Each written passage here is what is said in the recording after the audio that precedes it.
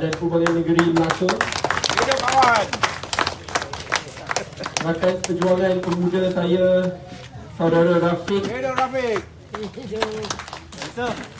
Ketua Pemuda Harapan. And my closest friend, Saudara Ramlan Mion. Hidup Lan. Yang paling penting dan mustahak, pakcik-pakcik, makcik-makcik, abang-abang, adik-adik yang saya kasihi sekalian. Hidup semua. Saya nak kongsikan jalan cerita politik saya yang berkait rapat dengan perjuangan Parti Pribumi Bersatu Malaysia. Ini lebih kepada sesi perkongsian lah. Nama saya Syed Saddiq. Hanya berumur 25 tahun. Sebelum ini saya tak pernah berkecimpung dalam dunia politik. Kahwin belum, single lagi. Kalau nak kahwin mungkin lepas pilihan raya. Sekarang fokus perjuangan dulu. Asal daripada Johor.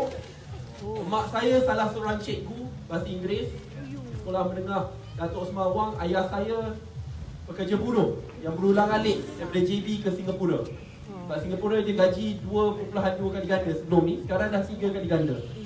Ulang alik daripada pukul 5 pagi sampai ke 11 malam.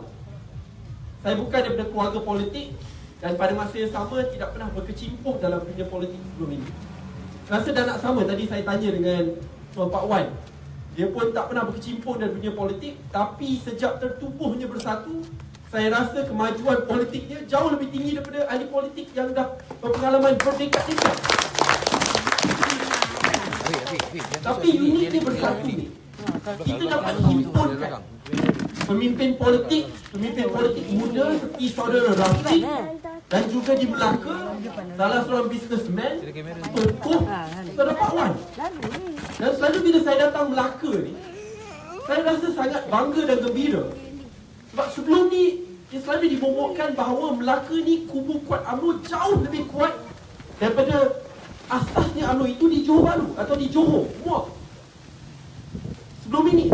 Tapi saya ingat sejak tertubuhnya Parti Pribumi Bersatu Malaysia di Melaka, setiap kali ada program, jumlah hadirin yang hadir, semangat perjuangan, ahli-ahli yang hadir itu jauh lebih banyak daripada Parti Pribumi Bersatu di negeri-negeri lain. Dan saya rasa tanpa Pak Wan dan Rafiq ini takkan jadi satu realiti. Tapi itulah uniknya Bersatu ini. Saya ingat lagi, sebelum ini, saya pensyarah sambilan di Universiti Islam Antarabangsa Malaysia, pegawai penyelidik bagi kerajaan negeri Johor. Saya suka buat a lot of research work. Dan pada masa yang sama, saya tak pernah masuk mana-mana parti politik, tapi saya pernah bekerja di bawah YB Nancy Shukri. Dia menteri di Jabatan Perdana Menteri, jaga hal ehwal undang-undang. Pada masa tersebut, saya ingat bila tercetusnya skandal 1MDB ini, pada peringkat awal secara jujurnya, saya pun skeptikal. Takkanlah ini betul. 2.6 bilion boleh masuk ke dalam akaun pribadi Datuk Seri Najib. Ini tipu ni. Siapa sangka ni tak masuk akal langsung. Kalau betul pun mestilah dia masuk ke dalam akaun orang lain. Kan nak proxy je ke, pegawai je ke, takkan masuk akaun dia. Saya ingat lagi, bila mak saya tanya. Ini saya dah minta maaf kepada Tun M lah. Saya ingat dulu bila mak saya tanya, Saddiq betul ke ni? Lepas tu Tun M dah bersuara. Saya cakap masa tu, saya rasa Tun M tipu. Saya rasa Datuk Seri Najib yang betul. Saya dah berdosa dah tu. Betul, tapi saya dah minta maaf lah, Alhamdulillah. Tapi pada masa tu, dan saya ingat perlu dilaporkan media lokal, antarabangsa, dan akhirnya terbukti bahawa duit itu dimasukkan ke dalam akaun pribadi Datuk Seri Najib. Dan saya mengambil keputusan untuk meletakkan jawatan. Pada masa tersebut, negara kita dilanda dengan berbagai skandal selepas itu. Bukan sahaja dengan skandal di mana Tun Dr. Mahathir meninggalkan UMNO, bukan sahaja dengan skandal di mana SPRM sendiri siasat Datuk Seri Najib Razak, bukan sahaja kerana 2.6 bilion, tapi 42 juta wang rakyat melalui SRC yang dimasukkan ke dalam akaun pribadi beliau. Peguam negara dibuang, timbalan Perdana Menteri kena buang, Menteri Besar Kedah kena buang, satu persatu tokoh UMNO yang bersuara dibuang. Dan saya nak tekankan berkenaan perjuangan salah seorang anak muda iaitu Saudara Rafiq. Sebelum ni saya tak pernah jumpa Saudara Rafiq, daripada dulu, tak pernah. Tapi bila wujudnya PPBM atau sebelum PPBM itu, saya dengar ada salah seorang tokoh muda, exco pemuda UMNO yang berani bersuara. Dan pada masa tu sebagai salah seorang anak muda yang tak berpartisan, mana pemimpin UMNO yang bersuara? Nak KJ, diam. Saya dulu penyokong tegar beliau. Saya ingat beliau lah akan bersuara. Saya kenal banyak pegawai-pegawai dalam pejabat beliau. Saya ingat bila dia nak bersuara, pak, keluar skandal 100 juta KBS, diam terus. Saya tahu banyaklah kawan saya dalam UMNO sekarang pun ada. Dia nak bersuara sikit, ada skandal pun terdiam. Rafiq sampai sekarang juga skandal. Maksudnya bersih, amanah, tak berskandal. Kalau tak confirm, kamu dah gunakan. Walaupun orang kata, ni dulu ex UMNO. Tapi tuan-tuan dan perempuan, ni kalau Rafiq kekal dalam UMNO, saya percaya dia boleh dapat jauh lebih banyak kontrak. Dalam PPPM apa kita boleh kasih? Dia yang keluarkan duit. Pak Wan keluarkan duit. Kita pergi tempat-tempat minta dana. Semalam saya di Perak. Ada satu cara kita nak kumpulkan duit, kita buat satu majlis makan malam, di mana akhirnya saya rasa kita dapat meraih dana 400,000 ke 500,000 ringgit daripada rakyat Malaysia sendiri. Tapi ini sokongan rakyat, bukan saja kroni pimpinan politik, bukan. Kalau nak bandingkan dengan apa yang UMNO ada, memang kita akan kalah. Memang kita tak boleh kasih Rafiq kontrak, tak ada. Tapi beliau mengambil ketetapan pendirian untuk pastikan kita dapat menegakkan keadilan, sistem yang beramanah dan berintegriti, menjaga nama baik maruah orang Melayu supaya Melayu itu tidak terbalik dengan skandal rasuah, salah guna kuasa. Sampai ke satu masa, saya memang tak nak lihat di mana orang Melayu atau bangsa Melayu itu dilihat paling ke hadapan dengan rasuah dan salah guna kuasa. Tetapi kerana adanya pemimpin muda seperti saudara Rafiq, saya yakin masa depan orang Melayu insya-Allah akan terbela. Tapi yang paling mustahak, rakan-rakan sekalian, untuk kita menang pilihan raya ini adalah untuk kita jana satu gelombang rakyat. Kerana saya percaya walaupun kita ada tokoh-tokoh politik, tokoh-tokoh negara, negarawan seperti Tun Dr. Mahathir, Tan Sri Muhyiddin Yassin, Datuk Sri Mukhlis, Pak Wan, Rafiq dan banyak pimpinan lain, tetapi untuk kita menang pilihan raya ini, yang akan menangkan kita adalah rakyat marhum, ahli biasa, atau bukan ahli pun, tapi rakyat Malaysia yang ambil kisah tentang masa depan negara. Kenapa saya tekankan ini?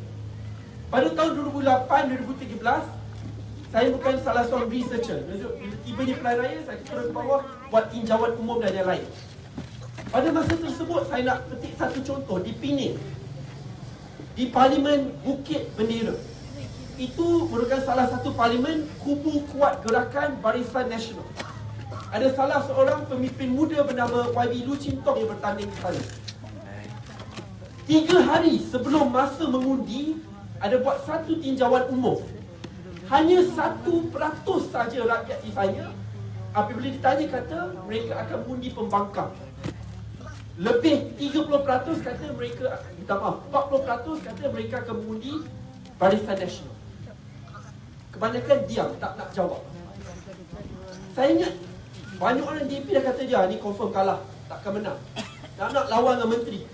Kalau lawan menteri, peruntukan menteri setiap tahun 5 juta ringgit Malaysia seorang. Saya tahu, boleh tanya Tan Sri, dia pun head pilihan raya tahun lepas, pada tahun 2013. Tetapi dia macam gembira. Tapi dia kata walaupun hanya 1%, tapi majoriti tak menjawab soalan tersebut.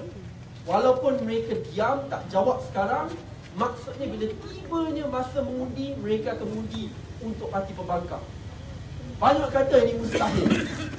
Tapi pada masa tersebutlah 2008, Pening, Selangor, Perak, Kedah, Kelantan tumbang ke tangan pembangkang. Itu dulu. Pada masa tersebut, salah satu faktor utama adalah rakyat biasa. Bukan ahli politik, bukan pemimpin politik, bukan ahli PKR, DAP, PAS pada masa tersebut yang menggerakkan gelombang rakyat tersebut. Tapi adalah rakyat seperti tuan-tuan dan perempuan lah yang pergi dari rumah ke rumah berkempen. Bukan kempen buat bendera, tak. Dengan kawan, dengan ahli keluarga, terangkan, beri penerangan berkenaan isu-isu semasa. Pergi daripada satu mamak ke mamak, restoran ke restoran, warung ke warung. Dan akhirnya gelombang rakyat tersebut dapat dicipta. Dan itu pada tahun 2008 dan 2013. Sekarang, dengan sokongan pemimpin politik, dengan salah seorang tokoh negarawan yang bernama Tun Dr. Mahathir Mohamad. Ini bukan saja orang kata tsunami China, India, bukan. Saya yakin bila tibanya PRU14 dengan sokongan rakyat, dengan pencalonan Tun Dr. Mahathir sebagai calon Perdana Menteri, kita akan cipta tsunami Melayu dan akhirnya tsunami Malaysia untuk kawalan Putrajaya. Saya nak kongsikan sedikit pengalaman saya bekerja dengan Tun Dr. Mahathir Mohamad. Saya mula bekerja sebagai pegawai penyelidik beliau 4 bulan lalu. Tun M ni, saya tak pernah jumpa seorang yang bekerja lebih keras daripada Tun M. Sampai hari ini, daripada Isnin ke Jumaat, beliau akan masuk ke pejabat 8.30 pagi, sharp, tak lambat. Takkan keluar pejabat lebih awal daripada 5.30. Setiap malam mesti ada mesyuarat Majlis Presiden ke PPBM, Majlis Presiden Pakatan Harapan dengan pimpinan tertinggi Pakatan Harapan atau PPBM. Setiap malam mesti ada mesyuarat. Tun Siti beritahu saya bila dia balik mesyuarat bukan dia tidur. Dia akan mesti baca buku, wajib baca buku setiap minggu satu. Pada masa sama orang ingat, oh ini mungkin hari Minggu, hujung minggu je boleh rehat. Tak lagi teruk. Semalam saya dengan dia di Perak, balik dalam pukul 12 malam. Pagi ni dia ada program. Baru tadi sebelum saya datang ke Melaka di Putrajaya, YKP, lagi satu program untuk anak muda. Esok dia ada program lagi. Dia dah gadaikan semua cuti dia demi perjuangan ini. Dan saya tanya dia, saya ingat bila saya bermula, Tun, why are you doing this? Kenapa Tun masih di sini? Tun dah berumur 92 tahun. Tak penat ke? Tapi dia kata, ini merupakan perjuangan terakhir beliau. Sebelum beliau, sebab saya tak bisa sangat nak cakap, tapi dia nak pastikan bahawa Malaysia yang dibina bukan oleh beliau. Dia tak pernah cakap dia yang bina. Oleh rakyat Malaysia pada masa tersebut akan kekal terbela. Dan sebab itulah beliau menulis saya tahu ada yang kata, ni Tun ni mesti sebab dia nak jadi PM balik, anak jadi PM tambahan, kata itu gila. Gila, saya ni tak suka perkataan celupah, tapi gila tu okey lah, paling tinggi lah. Tak, sebab memang saya ingat bila tu tubuhnya PPBM. Ni nak kongsi sikit lah. Orang kata pasal Datuk Seri Mukri semua. Saya kesian Datuk Seri Mukri tu. Bila tertubuhnya PPBM dengan 7 pengasas tu, sepatutnya kalau ikut ranking lah, memang ikut jawatan, ikut kelayakan, memang Datuk Seri Mukri daripada peringkat awal sepatutnya dilantik sebagai timbalan Presiden PPBM bersatu. Tahu tak kenapa pelantikan beliau ditangguhkan selama lebih 6 bulan? Kerana Tun M tak benarkan. Tun M sekat dan tak boleh. Tak boleh. Sampai di antara kita, ni Pak Wan tahulah ada masa tu. Di antara kita dia, Tun, your voice, apa suara Tun, kita tepikan kejap, kita nak perkara ni. Sebab memang dia layak. Dia tak nak. Dan sampai hari ni saya rasa memang susah Datuk Seri Mukri. Sebab Tun, dia bila dia nak buat keputusan, dia akan pastikan beliau ni buat keputusannya betul, beramanah, bukan berlandaskan kepada kepentingan keluarga beliau. Dan bukan itu saja. Ini berkenaan pencalonan PM. Banyak orang kata, oh memang Tun nak jadi PM semula. Dia nak kuasa balik. Saya bersama dengan dia sampai saat yang terakhir, apabila beliau dicalonkan oleh pimpinan tertinggi Pakatan Harapan. Saya ingat dalam 2 ke 3 minggu sebelum tu, beliau masih bertegas. Tak nak. Sebab tu setiap kali dia, bila diwawancara, rakan-rakan media tanya, kata pada peringkat awal saya tak nak. Bila ada majlis pimpinan Pakatan Harapan, pemimpin tertinggi Pakatan Harapan jumpa beliau satu persatu, dia masih bertegas, dia kata pilih orang lain kalau dah betul-betul tak ada orang, baru boleh fikirkan pencalonan saya. Itu apa yang Tun M katakan. Saya ingat pada masa tu, bila saya berpuas dengan Tun M, dia kata dia memang akan berusaha berhabis-habisan untuk untuk menangkan kita pada PRU 14. Tapi dia kata pada masa tu selepas PRU 14 dia nak pergi cuti. Dia nak naik cruise dengan Tun Siti Asma. Yang macam yang tak ada yang mahal lah, tak ada yang macam apa yang besar, 1,000 orang naik sekali kan. Nak pergi cuti dengan Tun Siti. Tapi sekarang bila dia dicalonkan dia tak cancel semua. Daripada masa cuti sekarang ni, sepatutnya bulan 1 dia cuti, dia cancel. Selepas pilihan raya dia kata cancel. Sebab dia kata tugas, beban besar sangat. Mana tak besar? Jadi anggarkan pada tahun 2021, ni bukan oleh saya, Pakar Ekonomi, baca The Age Report, hutang negara akan cecah 1 trilion ringgit Malaysia. Sekarang 900 bilion. Siapa yang Saudara Rafiq katakan. Pada masa yang sama, percayalah ni Datuk Seri Najib kata dia takkan naikkan GST. Saya yakin kerana dia perlu cari cara untuk turunkan hutang negara, dia masih nak bayar, dia masih nak rasuah, bayar orang-orang UMNO, dia tak boleh tutup kelompong-kelompong rasuah ni. Dia mesti naikkan GST, percayalah saya.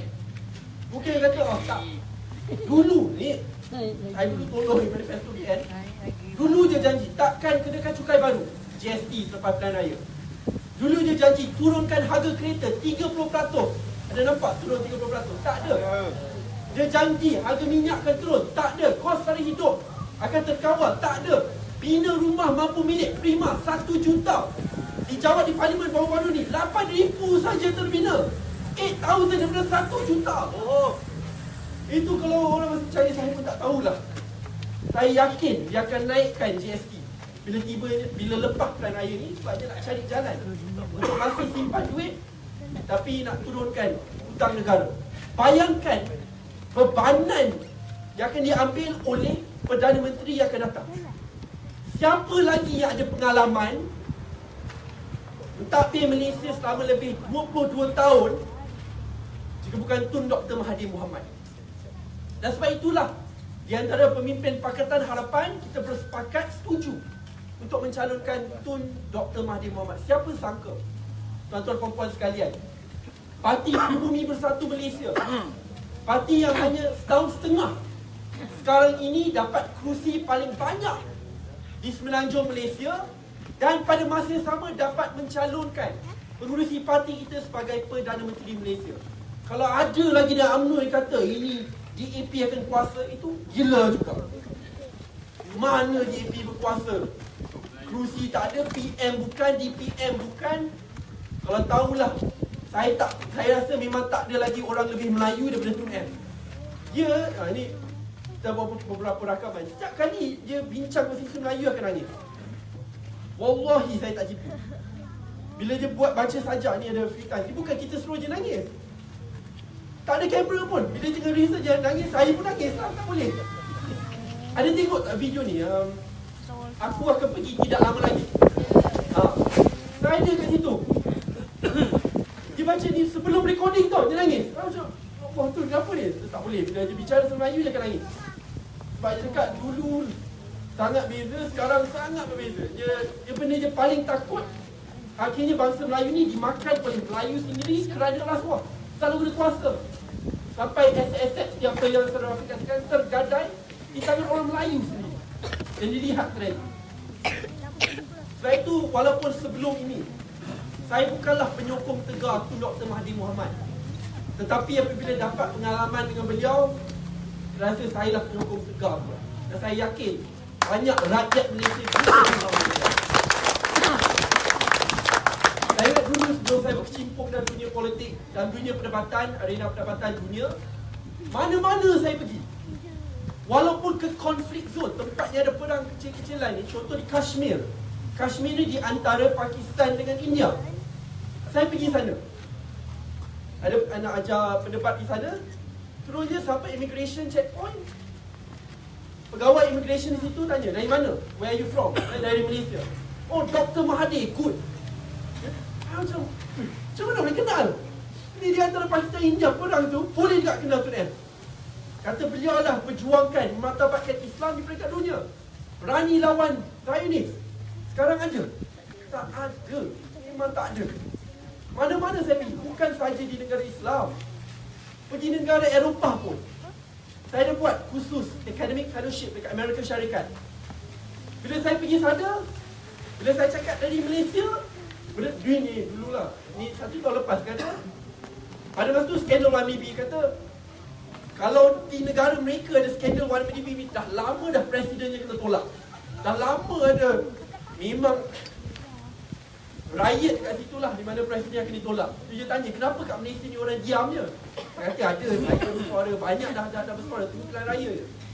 Dia kata, oh, how is Dr. Mahathir? Saya kenal. Daripada Kashmir ke negara-negara Eropah ke Amerika Syarikat. Nama Malaysia terkenal di mata dunia bukan kerana skandal rasuah terbesar, tetapi kerana Malaysia pada masa tersebut dikenali sebagai salah satu Asian Tigers, economic tigers, negara yang membangun daripada negara pertanian kepada negara industrialisasi pada tahun 1980-1990.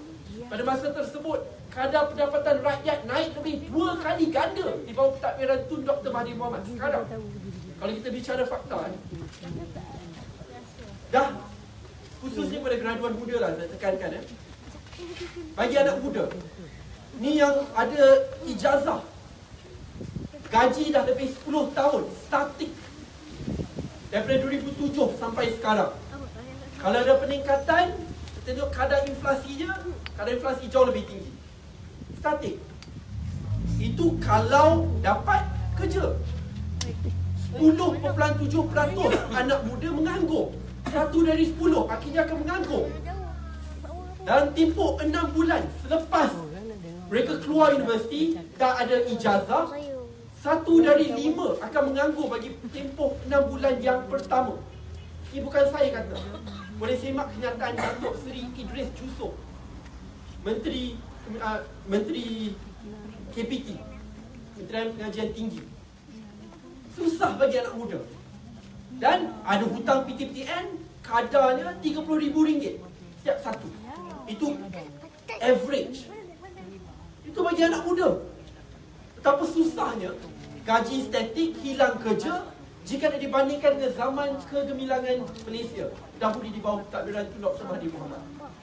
Dan saya yakin apabila rakyat itu sedar akan isu semasa, dan saya yakin mereka sedar, walaupun ada yang tak berani nak ke depan, seperti apa yang berlaku pada tahun 2008-2013, tapi bila tibanya masa mengundi, mereka akan mengundi Pakatan Harapan. Saya yakin kalau itu. Ke mana-mana saja saya pergi, saya tak pernah nampak kesedaran rakyat ini lebih kuat pada apa yang berlaku pada hari ini. Dulu bila kita buat Pakatan Rakyat pada tahun 2013, buat ceramah-ceramah di kubu-kubu kuat UMNO, seperti Kota Tinggi UMNO menang lebih 20,000. Bila bawa Datuk Seri Anwar turun pun nak dapat 100 orang susah. Baru-baru ni kita turun 3,000 orang turun. Pendang 2 minggu lepas.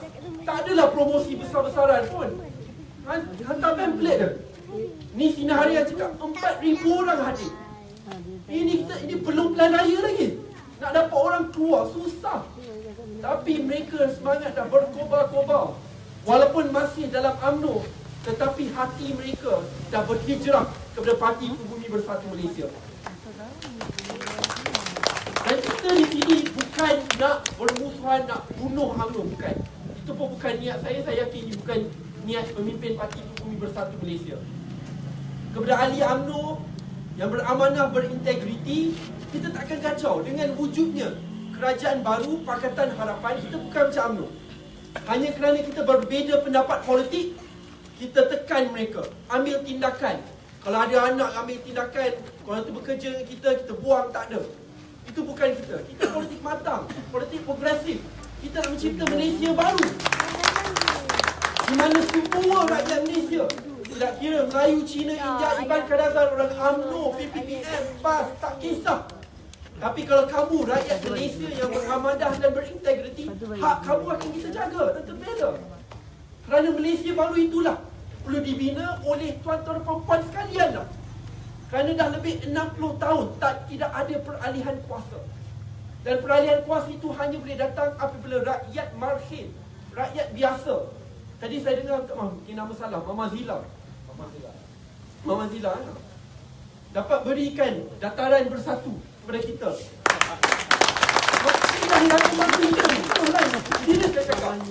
Siapa sangka? Kita lihat dulu bagaimana kita dapat zaman pra kemerdekaan ke pasca kemerdekaan. Rakyat biasalah yang turun keluar tentang Malayan Union. Rakyat biasalah yang berkorbankan harta mereka demi perjuangan yang lebih murni. Dan saya lihatlah perkara ini berlaku ke mana-mana saja saya pergi. Satu saya kongsikan. 2 bulan lepas saya masa tahun lepas bulan puasa Ramadan, saya ke Perlis. Bila saya ke sana, dari Kedah ke Perlis, naik van PPBM, adalah logo PPBM. Lalu dia setiap kali kereta mesti ada horn. Kenapa horn ni? Punya tunjuk tanda sokongan, keluar tangan tunjuk good. Ada seorang ni betul-betul sentuh hati saya lah. Ni pakcik, dia drive 4x4. Selalu horn dia. Dia pergi depan, dia slow kan. Macam, kenapa tiba-tiba kereta ni slow pula kan? Kita pun slow tak? Dia keluar ke tangan cakap, berhenti belah kanan. Tu ada Petronas kat situ. Kita pergilah. Pergi sekali, keluar je nampak saya. Dia genggam tangan.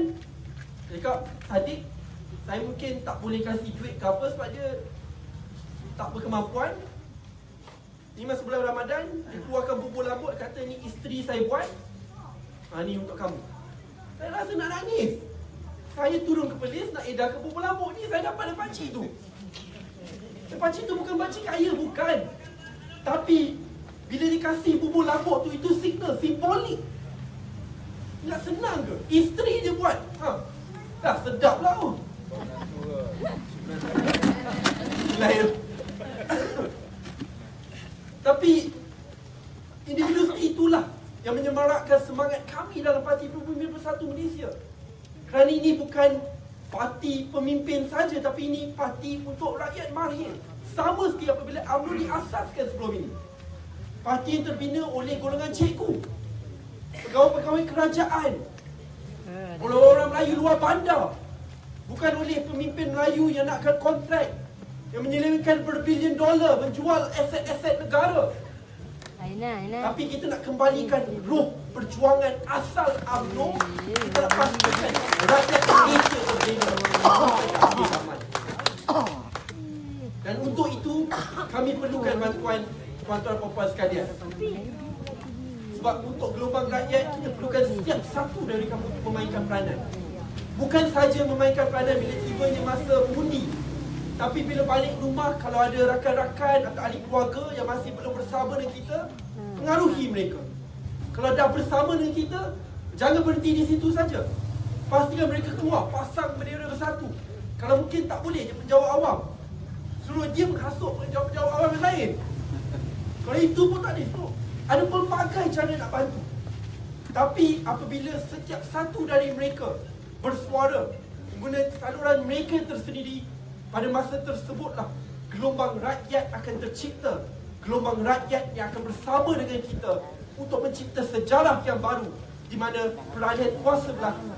Kerana tuan-tuan dan puan-puanlah ingin mencipta dan membina Malaysia yang baru bersamalah Pakatan Harapan.